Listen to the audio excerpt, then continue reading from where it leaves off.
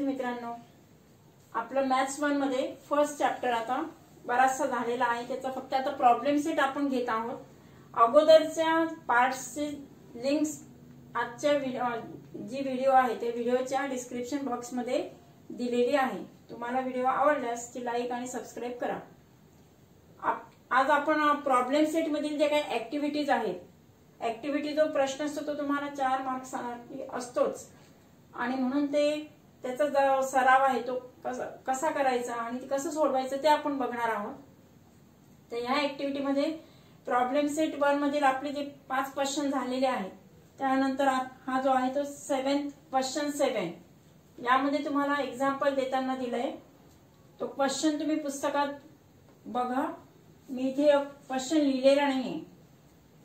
Question मध्ये काय सांगितलं की 2 अंकी संख्या आहेत, त्या संख्यांची युनिट प्लेस आणि दशक स्थान यांची जर का अदलाबदल केली, if we interchange the units place into tens place, त्यांचं जर इंटरचेंज केलं तर त्यामध्ये जर आपण जे ऍड आहे ते जर केलं तर त्याची जी बेरीज असते ती येते 143.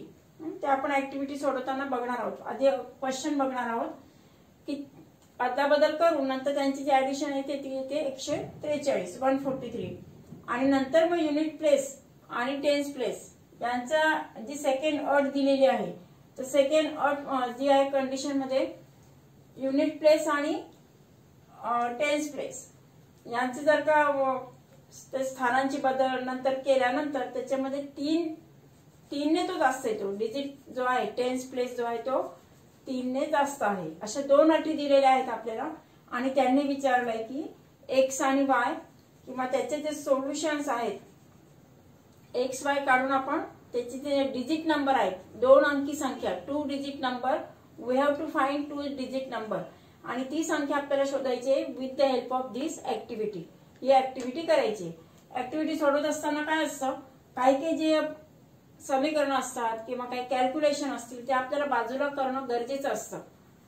तिथे ऍक्टिव्हिटी लिहत असताना नको, पण बाजूला तुम्ही म्हणजे रफ काम जे म्हणतो आपण तसं तुम्ही साधं बाजूला कॅल्क्युलेशन करू शकता आणि ऍक्टिव्हिटी लिहिताना सुटसुटीत आणि व्यवस्थित लिहिणं गरजेचं आहे. तर चला मग आता बघूया आपण. Let the digit in unit place, एकक स्थानचा अंक हा एक्स मानूया. 2 अंकी संख्या आहे. 2 अंकी संख्या म्हटलं की काय होतं, एकक स्थान आणि समजा आता 21 आहे, हा झाला युनिट प्लेस एकक स्थानचा अंक आणि हा टेन्स प्लेस दशक स्थानचा अंक. युनिट प्लेस आणि टेन्स प्लेस, एकक स्थानचा अंक आणि दशक स्थानचा अंक असं 2 असतात. डिजिट प्लेस जो आहे तो युनिट जो आहे तो आपण एक्स गृहीत धरलेला आहे. सपोज इट इज एक्स, एकक स्थानचा अंक एक्स मानलाय. टेन्स प्लेसचा जो आहे तो वाय गृहीत धरलेला आहे आणि म्हणून ती जी नंबर आहे, ती जी संख्या आहे, ती संख्या कशी येणार, युनिट प्लेस म्हटलं की 1 ने मल्टिप्लाय करणार, टेन्स प्लेस म्हटलं तर 10 ने मल्टिप्लाय करणार, 10 ने मल्टिप्लाय करणार, म्हणजे किती झाले ते 10y plus x. According to given condition, first condition दिलेली आहे की if you interchange unit place into tens and tens into units, we obtain the interchanging. कोणता नंबर मिळू शकतो मग आपल्याला, म्हणजे अदलाबदल केले एकक स्थानचा दशक स्थानला आणि दशक स्थानचा एकक स्थानला, अशा पद्धतीने त्याचं इंटरचेंजिंग केलं आपण. इंटरचेंजिंग केल्यानंतर एक्स जो आहे तो इथे ना, म्हणजे एक्स मल्टिप्लाइड बाय 10, हा किती झाला तुमचा 10x प्लस वाय. पहिलं जे मिळालं ते 10y प्लस एक्स, आता इंटरचेंज करून मिळालं 10x plus y. According to first condition काय म्हटलं त्यांनी, त्यांची ऍडिशन जी आहे ती 143 आहे. फर्स्ट कंडिशन हे जे बघितलं ते एक इक्वेशन तयार होते, दुसरे एक म्हणजे ते डिजिट साठी दुसरे इक्वेशन तयार होते. पहिल्यासाठी झालं 10y प्लस एक्स, सेकंड साठी 10x प्लस वाय. या दोघांची ऍडिशन 143 आहे. काय म्हटलंय, दोघांची ऍडिशन 143 आहे. मग आपण हे जर सॉल्व्ह केलं तर काय येतं पहा, 10y plus x plus 10x plus Y. या एक्स ची जर ऍडिशन केली तर 10x प्लस हा 1x म्हणजे किती झाले 11x, 11x आणि हे 10y आणि इथला हा 1y, 10 प्लस 1 झाला 11y. काय झालं 11x plus 11y is equal to 143. हे एक इक्वेशन तयार झालं आणि आपल्याला direct x plus y is equal to 143 सांगितलेलं आहे. म्हणजे काय म्हणणार ते 11x plus 11y is equal to 143. जर बोथ साइड्स आपण जर डिवाइड केलं दोन्ही बाजूंना डिवाइडिंग बाय 11 काय मिळालं 11 ने जर डिवाइड केलं तर 11 इथे येणार x प्लस y आणि 143 अपॉन 11 इथे येणार 11 एक 11 आणि उरले 3 11 त्रिक 33 म्हणजे x प्लस y ची व्हॅल्यू मिळाली 13. आपण सॉल्व्ह केल्यानंतर आणि हे जे कॅल्क्युलेशन ते तुम्हाला करून मग त्याचं डायरेक्ट आन्सर लिहायचं आहे आणि म्हणून कॅल्क्युलेशन करणं गरजेचं आहे. 11x plus 11y is equal to 143 म्हणजे सगळे ओरली सोडवायचे नाही ते करून पाहायचं ते, कारण एक व्हॅल्यू जर इथे चुकली तर पूर्ण पुढची ऍक्टिव्हिटी हे होणार आणि म्हणून मग त्याचे मार्क्स जाऊ शकतात. x plus y is equal to 13 हे झालं आपलं first equation. According to second condition, दुसऱ्या कंडिशन मध्ये काय म्हटलं त्यांनी digit in unit place. Unit प्लेसचा जो अंक आहे तो टेन्स प्लेसच्या अंकापेक्षा 3 ने जास्त आहे. It is greater than by 3. Unit प्लेसचा जो अंक आहे तो x आहे. युनिट प्लेस आपण काय गृहीत धरलाय x आणि टेन्स प्लेस काय गृहीत धरलाय y. x is equal to tens place आहे y प्लस 3 म्हणजे x is equal to y plus 3. सगळे व्हेरिएबल एकीकडे घेतले, चल एकीकडे घेतले, y ला इकडे ट्रान्सफर हे जर केलं तर काय झालं x minus y is equal to 3. हे मिळालं आपल्याला सेकंड इक्वेशन. फर्स्ट इक्वेशन काय होतं आपलं x plus y is equal to 13 आणि सेकंड मिळालं x minus y is equal to 3. It is simultaneous equation. ते जे आहे ते कोणते इक्वेशन आहे सायमल्टेनियस इक्वेशन्स आहेत आणि म्हणून जर इफ यू ऑब्झर्व तुम्ही जर निरीक्षण केलं तर काय लक्षात येईल एक्स प्लस वाय आणि दुसरा आहे x minus y. X plus y is equal to 13 आणि x minus y is equal to 3. इथे फक्त ऍडिशन करायची गरज आहे. फॉर एलिमिनेटिंग वाय, वायचं जर एलिमिनेशन करायचं असेल तर फक्त काय करणार आपण ऍडिशन करणार. वाय हा 1y आणि हा मायनस 1y कॅन्सल झाला. आता किती झाले x plus x 2x is equal to 13 plus 3 16. Therefore x is equal to 16 upon 2 we get 8 आणि म्हणून मग 2x is equal to 16. Therefore x ची व्हॅल्यू किती मिळाली 8. म्हणजे हे जे आहे ते आपण बाजूला कॅल्क्युलेशन केलेलं आहे. आता तुम्हाला फक्त x ची व्हॅल्यू मिळाली 8.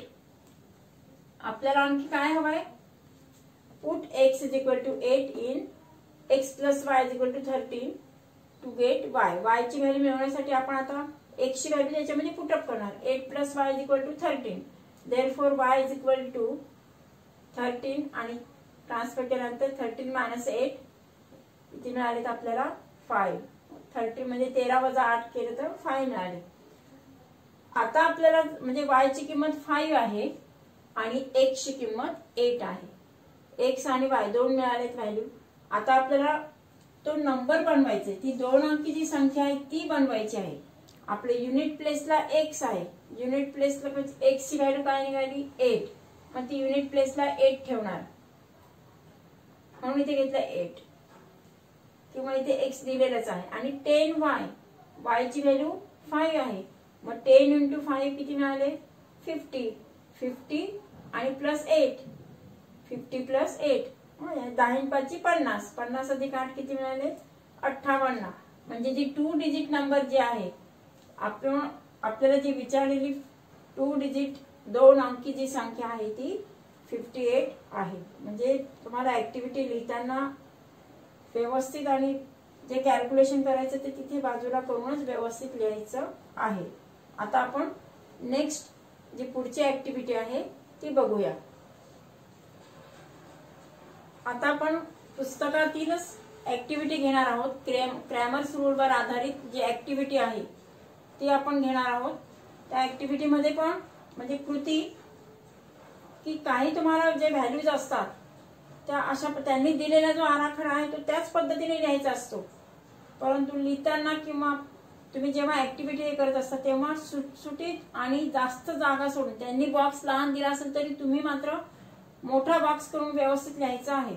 कारण काही वेळेस जे अंक असतात त्यांचे काही फ्रॅक्शन मध्ये नंबर येतो, काही मोठा अंक असतो, एखादा शब्द असतो. त्यामुळे ते जे ऍक्टिव्हिटी मध्ये जे बॉक्सेस असतात ते त्यांनी दिलेले असतील त्या पद्धतीने थोड्या मोठ्या प्रमाणात व्यवस्थित आपण करायचं, की जेणेकरून तुम्हाला तिथे बॉक्सच्या बाहेर लिहायला हे व्हायला नको. म्हणजे बॉक्सच्या बाहेर लिहायच्या ऐवजी बॉक्समध्येच येईल अशा पद्धतीने त्यांची ऍडजस्टमेंट करायची आहे.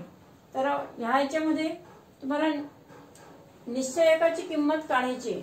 त्याच्यासाठी activity find the value of determinant. तुमच्या टेक्स्टबुक मध्ये पेज नंबर 15 त्यावर ही ऍक्टिव्हिटी दिलेली आहे, ती आपण बघणार आहोत. दोन इक्वेशन्स दिले सायमल्टेनियस. फर्स्ट आहे 3x - 2y = 3. Second 2x + y = 16. असे दोन इक्वेशन्स दिलेले आहेत. इक्वेशन दिलेले असताना इथे डिटर्मिनंटचे जे व्हॅल्यू आहेत ते आपल्याला काढायचे आहेत. त्या काढण्यासाठी अगोदर आपण a1 b1 c1 या व्हॅल्यू बाजूला लिहून घ्यायच्या, म्हणजे तुम्हाला आणि त्याचं कॅल्क्युलेशन करायचंय बाजूला. a1 फर्स्ट इक्वेशन साठी पहा, a1 3 घेतले, b1 -2, c1 3. सेकंड इक्वेशन साठी a1 2 आहे, b2 आहे 1 आणि c2 आहे 16. a1 b1 c1 आणि a2 b2 c2 सगळ्या 6 व्हॅल्यूज आपण लिहिलेल्या आहेत. फर्स्ट डिटर्मिनंट काढताना जो आहे म्हणजे पहिला जो निश्चय डी ची आपण किंमत काढत असतो, त्या डी च्या किमतीमध्ये जो फर्स्ट रो आहे, फर्स्ट रो a1 b1 आणि फर्स्ट कॉलम जो आहे तो a1 a2 आणि b1 b2. यामध्ये तिथे व्हॅल्यू पुटअप केल्या आहेत. a1 a2 3 2 आणि नंतर आहे b1 b2. b1 आहे -2 आणि b2 आहे 1.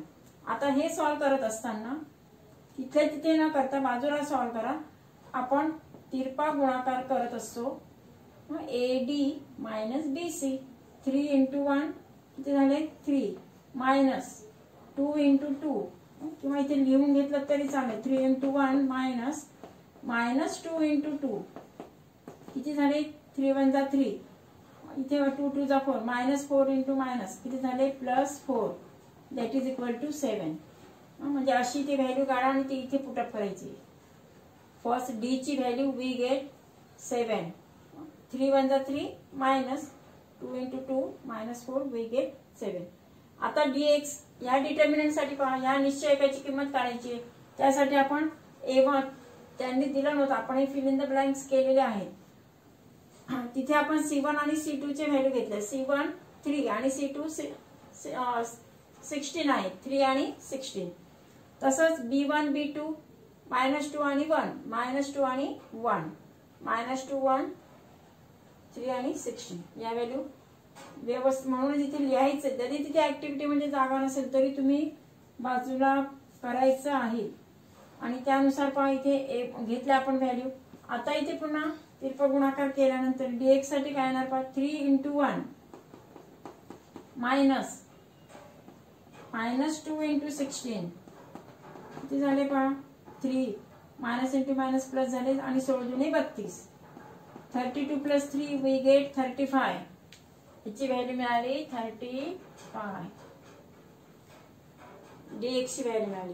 आता तिसरा जो y चा डिटर्मिनंट आहे तो पहा, dy या निश्चयकाची किंमत काढण्यासाठी त्यामध्ये आपण त्या याच्यानुसार a1 a2 आणि c1 c2 चे व्हॅल्यूज पुटअप केल्या. a1 a2 a1 3 आणि a2 2 आणि c1 आणि c2 3 आणि 16. इथे सुद्धा काय करणार, तिरकस गुणाकार करून काय येतं पहा, 3 × 16 मायनस इथे 3 × 2 किती झाले पहा, 16 48 48 -3 × 6 48 - 6 वी गेट 42. 42 म्हणजे त्या निश्चयकाची जी किंमत आहे ती आली 42. dy value of dy is 42. dx ची आली 35 आणि d ची आली 7. प्रत्येक बॉक्सेस त्यानुसार मार्क्स आहेत त्याचे. हा, आता काढायचे आपल्याला एक्स ची व्हॅल्यू. एक्सचा फॉर्म्युला आपला काय आहे पहा. dx, एक्स साठी आपण काय करत असतो, x is equal to dx upon d, dx upon d. आणि dx ची व्हॅल्यू काढली आपण 35 आणि d ची व्हॅल्यू आहे 7. भाग दिला तर पहा 35 किती आले ते 35 भागिले 7. 7 कसं 6, 7 5 35. त्याची व्हॅल्यू आली 5. तसा आता y चा डिटर्मिनंट, y चा डिटर्मिनंट मध्ये पहा काय, dy चा पण फॉर्म्युला आपण लिहिणार इथे. y साठी dy अपॉन d. dy चा डिटर्मिनंट जो आहे छोटा डिटर्मिनंट dy अपॉन d, त्याची व्हॅल्यू आपण तिथे ठेवणार आहोत. y ची व्हॅल्यू तिथे काय बघा बरं, dy ची व्हॅल्यू आहे आपण काढली 42. 42 अपॉन किती, d ची व्हॅल्यू 7. 42 अपॉन 7 म्हणजे 7 1 7, 7 6 42. 42 अपॉन 7 आणि मग डिवाइड केल्यानंतर काय आन्सर आलं तिथे 6. 7 6 42. हे तुमचं काय, हे काय झालंय, एक्स ची व्हॅल्यू आपण या फॉर्म्युलाने काढली dx अपॉन d. y ची व्हॅल्यू dy अपॉन d, त्यांचे डिटर्मिनंटची व्हॅल्यू काढून आणि मग त्याचं जे आहे आन्सर आले 6. आता आपल्याला लिहायचं सोल्युशन, त्याचं उकल लिहायची. उकल म्हटलं म्हणजे काय की त्यांचं x आणि y यांचे जे निर्देशक आहेत ते आपल्याला लिहायचे असतात. x चा निर्देशक आपण काढलाय 5, तो पण त्याच बॉक्स मध्ये लिहिणार. आणि y ची व्हॅल्यू निघाली 6. म्हणजेच आपल्याला दिलेलं जे सोल्युशन आहे ते आहे 5 आणि 6. म्हणजे जे इक्वेशन्स असतात निश्चयकाची किमतीसाठी म्हणजे क्रॅमर्स रूल साठी त्या ऍक्टिव्हिटी असतेच. आणि तुमचे जे सायमल्टेनियस इक्वेशन्स असतात त्यासाठी पण ऍक्टिव्हिटीज असतात. ह्या वर्षी 25% जो सिलेबस आहे तो तुमचा काही भाग वगळण्यात आलेला आहे. तर तो जो काही वगळण्यात आलेला भाग आहे, पेज नंबर किती आणि कोणकोणते एक्झाम्पल्स आहेत ते तुम्हाला डिस्क्रिप्शन बॉक्स मध्ये पाहिलं तर तुम्हाला व्यवस्थित डिटेल मध्ये समजेल. तर डिस्क्रिप्शन बॉक्स मध्ये बघा ते. आणि जो वगळलेला भाग आहे तुमचा सायमल्टेनियस इक्वेशन जे आहेत याच्यामध्ये ग्राफिकल मेथड तर झालेलीच आपली, आणि सायमल्टेनियस इक्वेशनचं जे मोठे हे आहे ते मात्र तुमचा जो भाग आहे तो वगळलेला आहे, तो डिस्क्रिप्शन बॉक्सच्या साहाय्याने तुम्ही बघू शकता. थँक्यू.